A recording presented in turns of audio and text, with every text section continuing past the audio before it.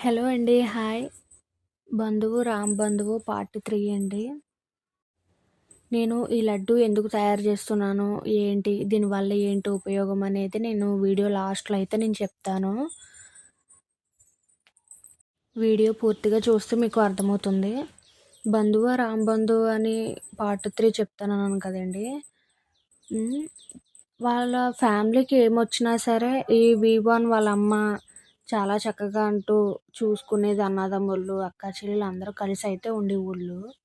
ఈ వీవన్ హ్మ్.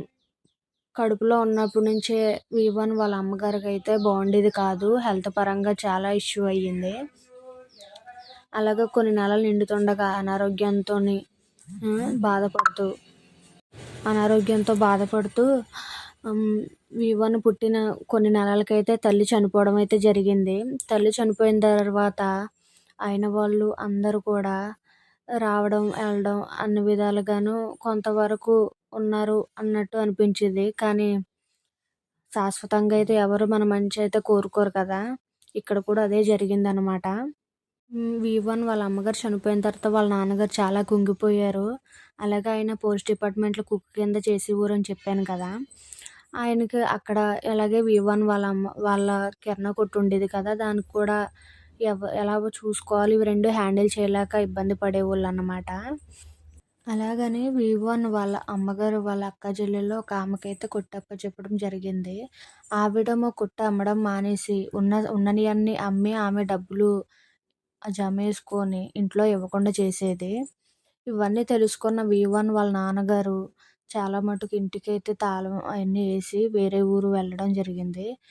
ఎళ్ళినందుకు కూడాను ఇంటికి ఏదో ఒక రకంగా అప్పుడప్పుడు వచ్చి కనీసం అక్క లేదు అనే బాధ కన్నా, అక్క పిల్లలు ఏమైపోయారన్న బాధ కూడా ఉండేది కాదు వాళ్ళ ఫ్యామిలీలో వాళ్ళకి.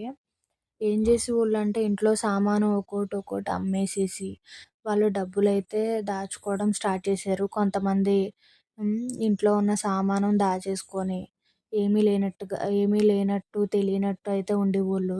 ఈ వీవన్ వాళ్ళ నాన్నగారైతే అన్నీ గమనించి, ఆయన వేరే ఊరు ఎళ్ళి అక్కడే పోలీస్ డిపార్ట్మెంట్‌లో కుక్ కింద పనిచేస్తూ పిల్ పిల్లలనైతే అలాగా పెంచుకొనొచ్చారండి. పెంచుకొని వచ్చిన తర్వాత పాపం అనకూడదు గానీ ఆయనైతే మళ్ళీ పెళ్ళైతే చేసుకోలేదు.